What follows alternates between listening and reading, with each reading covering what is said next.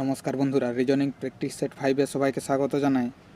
আজকের প্রথম প্রশ্ন এখানে দিয়েছে যে যদি স্পার্ককে TQBSL হিসেবে কোড করা হয় তাহলে FLAME এর কোড কি হবে।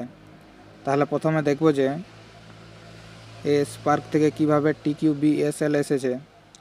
তাহলে যদি দেখি তাহলে এই যে এস থেকে টি এখানে +1 হয়েছে, পি থেকে কিউ এখানেও +1 হয়েছে, এ থেকে বি এখানেও +1 হয়েছে, আর থেকে এস এখানেও +1 হয়েছে এবং কে থেকে এল এখানেও +1 হয়েছে। একইভাবে যদি আমরা এই FLAME এর ক্ষেত্রে দেখি তাহলে কি পাবো, এফ এর সঙ্গে যদি +1 করি তাহলে পাবো জি, এল এর সঙ্গে +1 করলে পাবো এম, এ এর সঙ্গে +1 করলে পাবো বি, এম এর সঙ্গে +1 করলে পাবো এন এবং ই এর সঙ্গে +1 করলে পাবো এফ। তাহলে আমরা কি পাচ্ছি, GMBNF। GMBNF কোন অপশানে আছে? অপশান এতে। তো সঠিক উত্তর অপশান এ হয়ে যাবে। পরের প্রশ্ন এখানে দেওয়া আছে যে নিচের দেওয়া বিকল্পগুলি থেকে সংশ্লিষ্ট নম্বরটি নির্বাচন করুন। তাহলে এই প্রশ্নটি কিভাবে সমাধান করবে, প্রথমে তাহলে দেখতে হবে আমাদের এই 1 এবং 8-এর মধ্যে কি সম্পর্ক আছে। একইভাবে আমরা বের করব যে এই 27-এর সঙ্গে এর নিচের কোন বিকল্পটির একই সম্পর্ক আছে। তাহলে 1 এবং 8-এর মধ্যে কি সম্পর্ক আছে সেটি প্রথমে দেখব। তাহলে 1কে লিখতে পারি 1-এর কিউবের আকারে এবং 8কে লেখা যায় 2-এর কিউবের আকারে। তাহলে একইভাবে যদি পরেরটার ক্ষেত্রে দেখি, এই 27কে লেখা যায় 3-এর কিউবের আকারে। 3-এর পরের সংখ্যা কত আছে? 3-এর পরের সংখ্যা 4 এবং 4-এর যদি আমরা কিউব করি তাহলে কত পাবো? 4 4 16, 4 16 64। তাহলে এই 64 হয়ে যাবে আমাদের এই প্রশ্ন চিহ্নের জায়গায়। 64 কোন অপশানে আছে? অপশান ডিতে। সঠিক উত্তর আমাদের অপশান ডি হয়ে যাবে। পরের প্রশ্ন এখানে বলেছে যে প্রদত্ত সিরিজের পরবর্তী সংখ্যাটি নির্ণয় করুন। তাহলে এই প্রশ্ন চিহ্নের জায়গায় কোন সংখ্যাটি হবে সেটি আমাদের বের করতে হবে। তাহলে প্রথমে আমরা সংখ্যাগুলোর মধ্যে ডিফারেন্স কত আছে সেটি দেখব। প্রথমে 4 এবং 5-এর মধ্যে ডিফারেন্স কত আছে? এখানে 1 আছে। 5 এবং 9-এর মধ্যে ডিফারেন্স আছে 4-এর। আর 9 এবং 18-এর মধ্যে ডিফারেন্স আছে কত? 9। 18 আর 34-এর মধ্যে ডিফারেন্স আছে 16। তাহলে এই সংখ্যাগুলোকে যদি ভালো করে দেখি তাহলে এর প্রত্যেকটি সংখ্যায় আছে বর্গের আকারে। 4 আছে 2-এর স্কোয়ারের আকারে, 9 আছে 3-এর স্কোয়ারের আকারে এবং 16 আছে 4-এর স্কোয়ারের আকারে। তাহলে পরবর্তী সংখ্যাটি পাওয়ার জন্য তাহলে এখানে আমাদেরকে 5-এর স্কোয়ার করতে হবে। তাহলে 5-এর স্কোয়ার হয় 25। তাহলে এই 25 সংখ্যাটি হচ্ছে এই 34 এবং যে প্রশ্ন চিহ্নের জায়গায় যে সংখ্যাটি হবে তার মধ্যে ডিফারেন্স। তাহলে আমরা যদি এই 34-এর সঙ্গে 25কে যোগ করি তাহলে আমরা এই প্রশ্ন চিহ্নের জায়গায় কি হবে সেটি পাবো। তাহলে যোগ করলে আমরা পাচ্ছি 59 পাচ্ছি।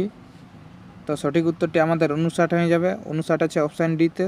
সঠিক উত্তর অপশান ডি হয়ে যাবে। পরের প্রশ্ন এখানে দেওয়া আছে যে প্রদত্ত চিত্রে কতজন লোক মাত্র 2টি বিষয় অধ্যয়ন করে। তাহলে এখানে 3টি বিষয় দেওয়া আছে, ম্যাথামেটিক্স, ফিজিক্স এবং কেমিস্ট্রি। আর প্রতিটি বিষয়ের জন্য আলাদা করে বৃত্ত দিয়েছে। তাহলে ফিজিক্সের জন্য দিয়েছে এই বৃত্তটি,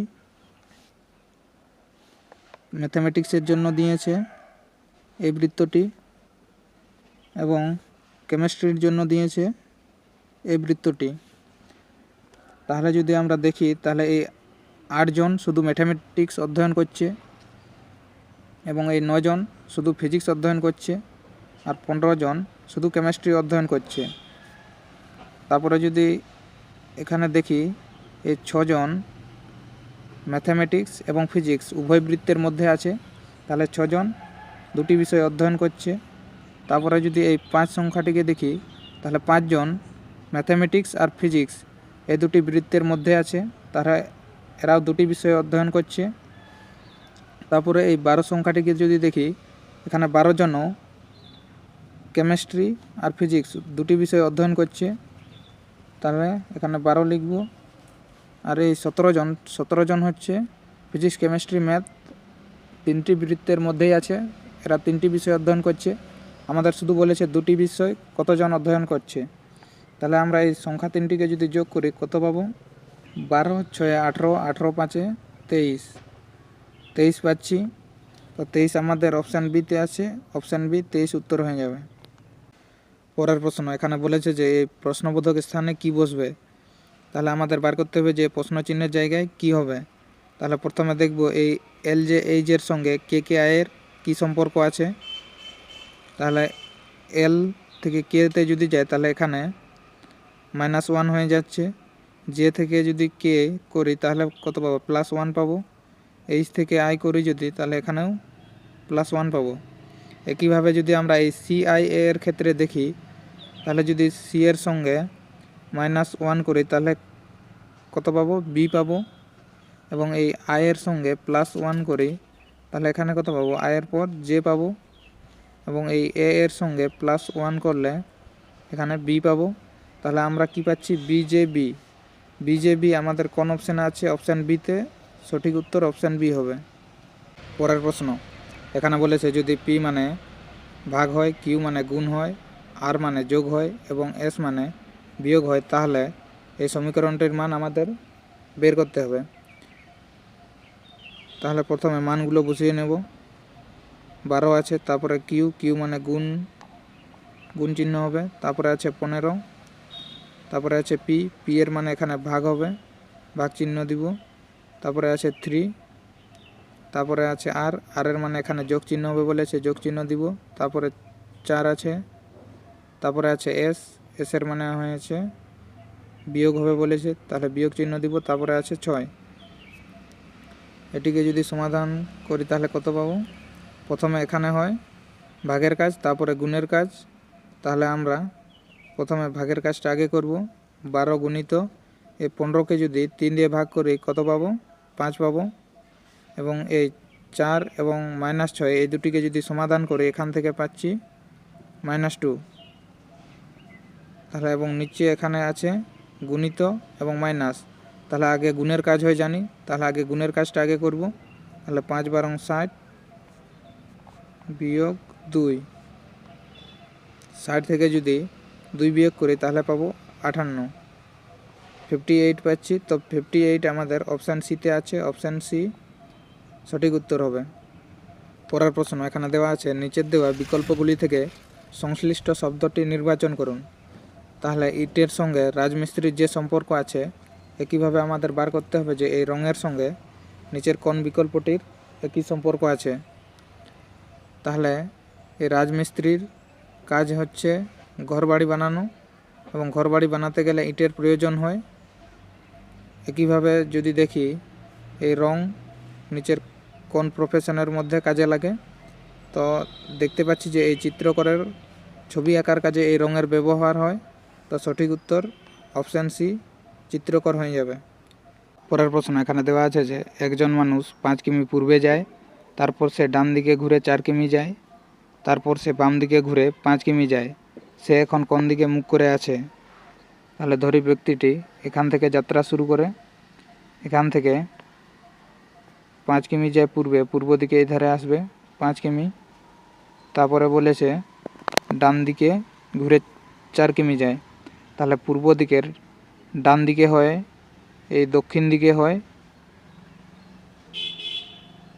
ডান দিক এবং বাঁ দিক হয় উত্তর দিকে।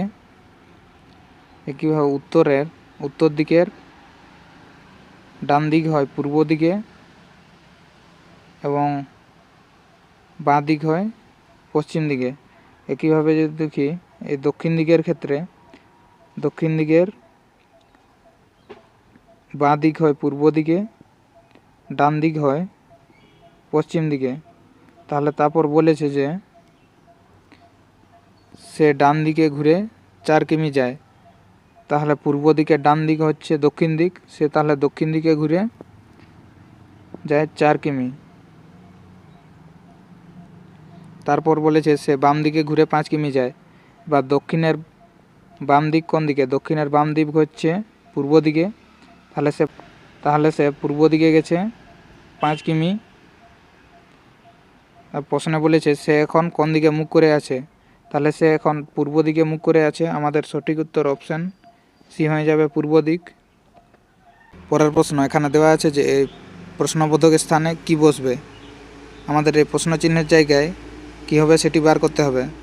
তাহলে এটি কিভাবে সমাধান করবে, এখানে এই 8 এবং 4 এদের যদি যোগ করি, 8 + 4 এখানে পাচ্ছি 12। একইভাবে এই 9 এবং 3 যদি যোগ করি, 9 + 3 এখানেও 12 পাচ্ছি। একইভাবে যদি পরের ত্রিভুজটির ক্ষেত্রে দেখি, তাহলে এখানে আছে 6 এবং 5। এই 6 আর 5কে যদি যোগ করি তাহলে পাবো 6 × 5 = 11। তারপরে যদি এই 7 আর 4কে যোগ করি, 7 + 4 7 × 4 = 11। তাহলে আমরা এখানে দেখতে পাচ্ছি যে এর নিচের দুটি সংখ্যাকে যোগ করলে যত হবে, একইভাবে এই মাঝখানের সংখ্যা এবং উপরের সংখ্যাকে যোগ করলেও একই আসছে। তাহলে একই লজিকে যদি আমরা এই পরের ত্রিভুজটির ক্ষেত্রে দেখি, তাহলে 9 এবং 3 যদি যোগ করি, 9 + 3 কত হবে, 9 × 10 = 11 12।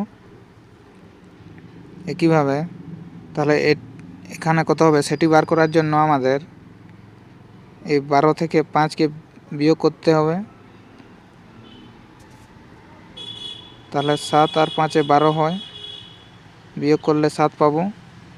তো আমাদের এই প্রশ্ন চিহ্নের জায়গায় হবে 7। তো সঠিক উত্তরটি হয়ে যাবে অপশান ডি 7। পরের প্রশ্ন এখানে বলেছে যে নিম্নলিখিত বিকল্পগুলি থেকে অসামঞ্জস্যপূর্ণ বিকল্পটি চয়ন করুন। তাহলে এখানে 4টি বিকল্প দেওয়া আছে, 9, 31, 24 এবং 48। এখানে আমরা দেখতে পাচ্ছি যে এই 31 সংখ্যাটি এটি হচ্ছে একটি মৌলিক সংখ্যা, কিন্তু এই বাকি সংখ্যাগুলি 9, 24 এবং 48 এরা হচ্ছে যৌগিক সংখ্যা। সুতরাং সঠিক উত্তরটি আমাদের হয়ে যাবে অপশান বি 31।